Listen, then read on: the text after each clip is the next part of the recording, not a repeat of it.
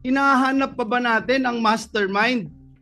Dito rin po sa buluhagan na ito, Mr. President, unang nasabi yung binabanggit kahapon ni Senate President Escudero, a name that cannot be mentioned.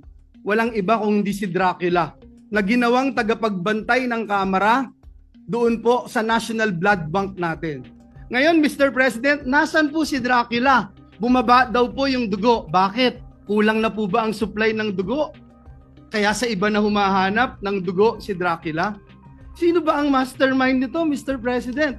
Hindi po ba ganito rin po yung ginawa sa atin 2 years ago nung nilabanan natin yung People's Initiative na may mga script na pinababasa at basa, scripted lahat.